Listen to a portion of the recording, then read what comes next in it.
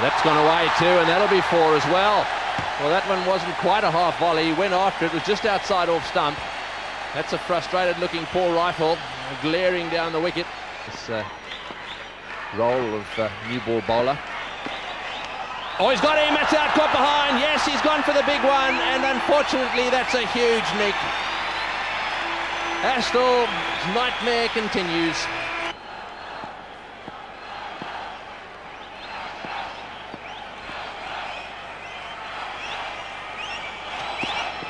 That's out 2. He's caught behind. Yes, that's 2 down. Going after that wide one again.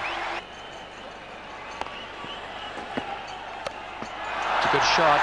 It may stop on bouncing. Depends on the hardness of the outfield. And, in fact, it's going to go over the boundary line. It's a good stroke. Gone. Now, that's a real blow for New Zealand after the loss of the first 2. Fleming has hit it straight to square point, just inside the circle, and Steve Waugh's the man taking the catch. It's 44 for 3. Good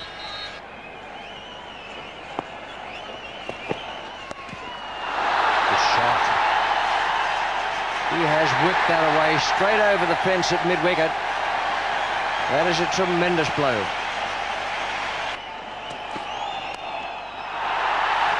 Inside the 15 overs, there's a big chance of hitting straight down the ground. And Rifle has paid the penalty again, but I suppose it wasn't all that much overpitched.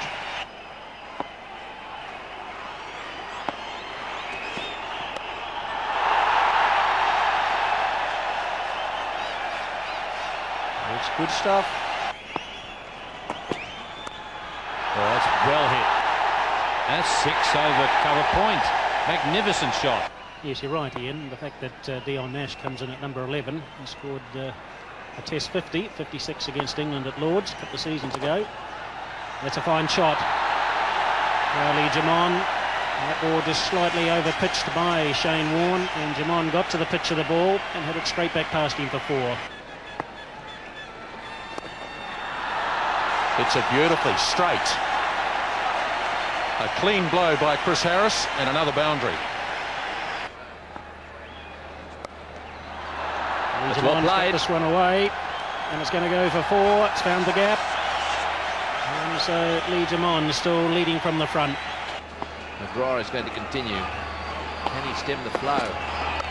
Oh, he smashed that one. This is going way down towards deep long on. Over the top she goes. Take that, Glenn McGrath. These Kiwis are on fire here in Madras. This is unbelievable stuff. Got it. Gee, that's a good catch. You won't see anything better than that under pressure. McGrath can thank his lucky stars that that fielder was moving around there so brilliantly to take the catch. It was a full toss outside off stump, and Jamon has gone. Well, this is a magnificent end to a magnificent innings too, Richie. I think Damien Fleming's the fielder here. What great commitment. Great skills from the bowler down there to back up his big mate, Glenn McGrath. So Jamon, what a fantastic knock. It's over. It's the adulation from the crowd. 89 of 96 deliveries. They need to chase that. They'll have to throw it back from the bleachers. Tremendous strike.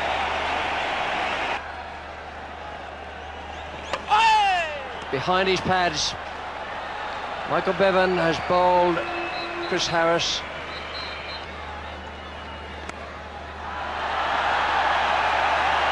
Beautiful stroke. Very well thought out. He's picked out the spot and hit it there for 4, 237 for 5. And of course, he might be required to bowl a few overs as well, Ian, so I hope he's got something in reserve. Well, that's a huge hit. Very high, but it's not going to clear the boundary. It went up a long, long way, and well taken by Paul Rifle. That's gone miles above the top of the pavilion, and it's a well-judged catch.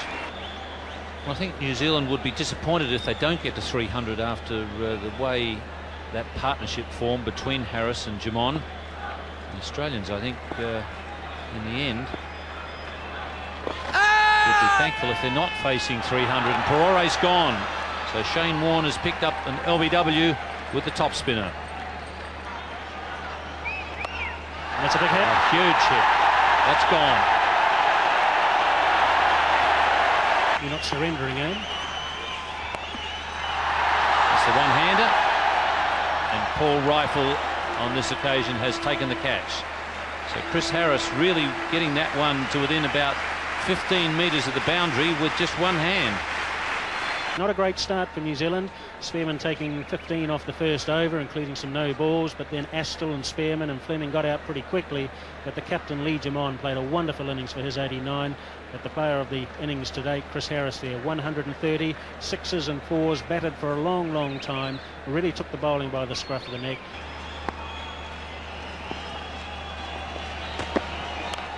Oh, he loves that shot, and that'll go to the fence. That's a very quick section of the outfield, all the way to the fence for 4. 6 runs from the over, 16 without loss. Oh, there's a big appeal there for caught behind. The umpire's going to give him. Yes, he's given him.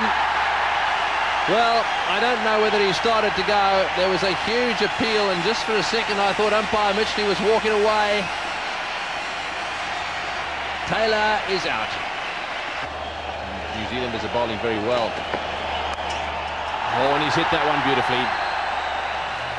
Anything short is going to be dispatched by Ponting. That's his first boundary.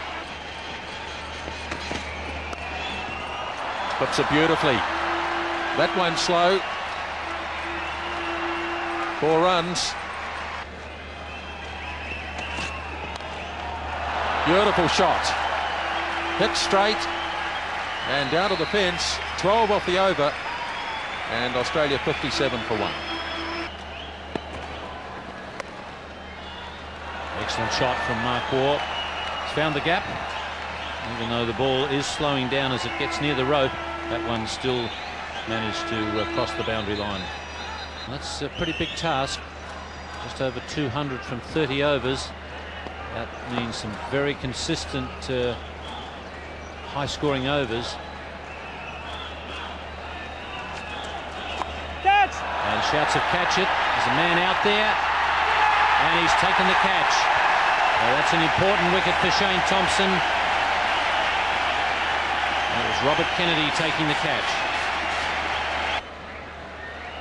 He's played nicely in this tournament, Mark Waugh. One of the big problems for Australia, of course, is that outside Steve Waugh, who's also batted quite nicely, the middle order of the Australian batting hasn't really had a great deal of success, and all of a sudden they could be exposed to where they need 7, 8, 9 runs and over, and under real pressure without being really tested.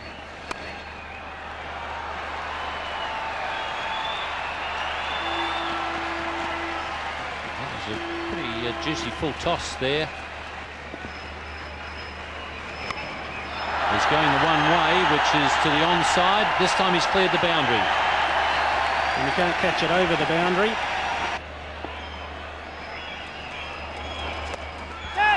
And that one's gone as well. No, it's the one that he practices the most, Richard. Well, he's probably practiced it to very good effect, because it's gone over in the same place on consecutive occasions. So Shane Thompson dragging that one down, so that wasn't very good bowling from Thompson. And Shane Warne more than equal to the occasion, so he's picked up 12 and 2 deliveries, so that just increases the momentum and the run rate. And it'll be interesting to see whether Shane Warne can play just as positively against the quicker bowler as he did to Shane Thompson. Straight up, mid-on, Deepak Patel, and he's dropped it. He never ever looked all that confident underneath it. He'll have an absolute nightmare with Deepak Patel. The move has worked. It's tempted Shane Warne into still to try and hit the ball. He got straight under it. He's up there a long time, and Deepak Patel got himself into position, took it too low down. Should have taken it a bit higher than that, and it's just fallen out and he's grasped it. Well, I don't think he'll ever forget that for as long as he lives.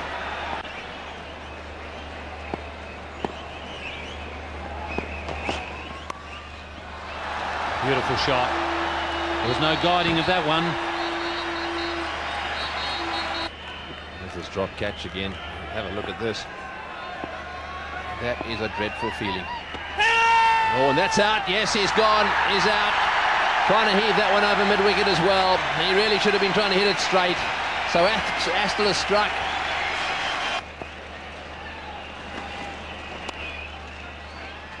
Oh, that's a good shot. Very good shot from Stephen Waugh. I think the mid-on fieldsman there was surprised by the timing. He looked as if he had it covered for a second, and all of a sudden was gone. 131 for 3. Yes, some wide roads, plenty of traffic. That's hit in the air. It's going into the gap. That's a magnificently placed shot by Mark Waugh. He's got that one in the air, just chipped it over the infield.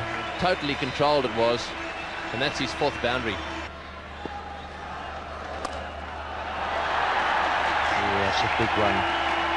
That has gone back many a row, if not many a mile. Someone said before that he was running out of energy, Mark Waugh. If he is, doesn't show in this shot. It's a magnificent blow, and that's gone miles. So they need 6 and over. He can take it easy for the remainder of this one. He's done the damage early on.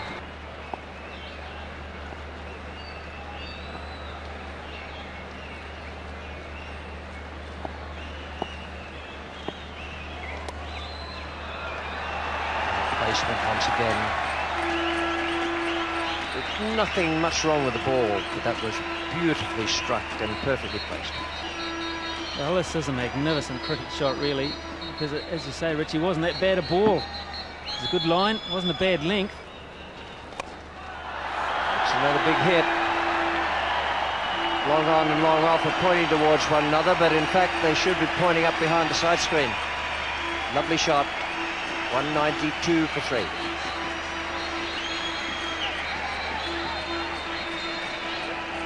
Can he persuade him to do something out of the ordinary? Not quite. And there is Mark Waugh's 100, one of his greatest.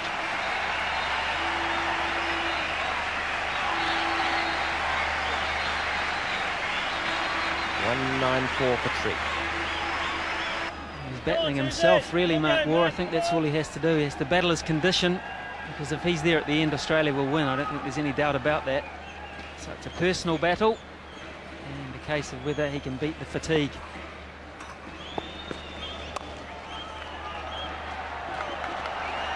What a shot. That was absolutely magnificent. Well, it has now. And Mark Waugh will regret that. Dion Nash has come on and taken the wicket, and New Zealand are right back in the game. 213 for 4. Mark Waugh goes. He's now made more runs than anyone else in a World Cup competition. Put this down to 2 things: a good bowling change and fatigue, because it was a pretty tired shot from Mark Waugh. He was looking for the fence. He was about 40 metres shy of the fence. Perori took a good catch, and he, as well as his teammates, know just how valuable that might be. Mark Waugh gone for a brilliant 110, 213 for 4. The second one in Chandigarh will be between the West Indies. And whoever wins this. That's a great shot from Stuart Law. So 2 boundaries in the last 2 overs from Stuart Law have helped Australia's cause. That's beautifully hit. Hitting straight, and there's always a gap there. The fact that he's not in the side, this means a lot too many part-timers there.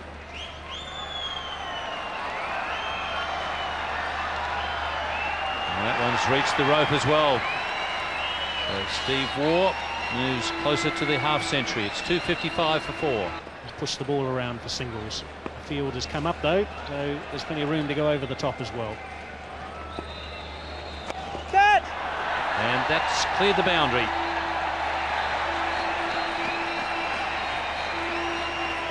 Well, when you're going to go over the top, you might as well go well and truly over the top, and actually hit it and get a 6. A poor delivery there from Shane Thompson, dragged it down. And Stuart Law had plenty of time to get himself into position, and it's gone about 10 rows back. 20 of 24. Oh, he's got that one away, and it's running away to the fence as well. Yes, that's a lovely shot. Stuart Law timing that one to perfection. So they're a good side, this Australian outfit. They've got class all the way down the order. And he's not very experienced at this level, Stuart Law, but that's not inhibiting his stroke play at all. That's a beautiful square cut. And they're beginning to go. I think it's party time in Madras.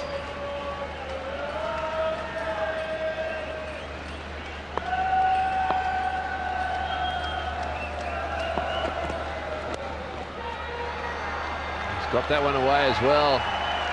Well, Stephen Waugh and Stuart Law putting together a fantastic partnership, and it's Stuart Law who's starting to turn it on now.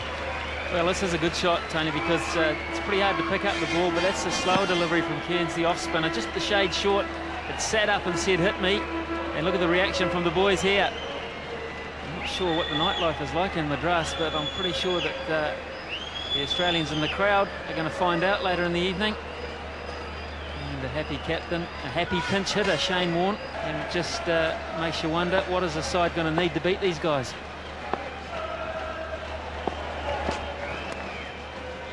Nudge that one away to third man, and that'll go for 4 as well.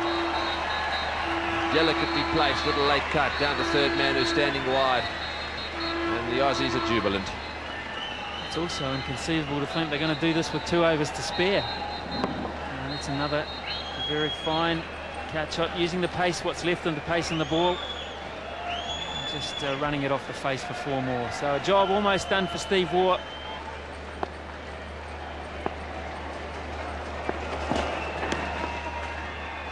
And that's victory to Australia. He's got that away fine. 4-leg buys. And the Australians, having been in trouble at one stage, you can see they are pretty happy. I think they would have been very worried at one stage, but some pretty good partnerships and a pretty professional performance with the bat. And in the middle of that happy bunch, Mark Waugh, and he gets the congratulations of some happy teammates. Magnificent performance. Shane Warne did his part, not so much with the ball today, but with the bat. The surprise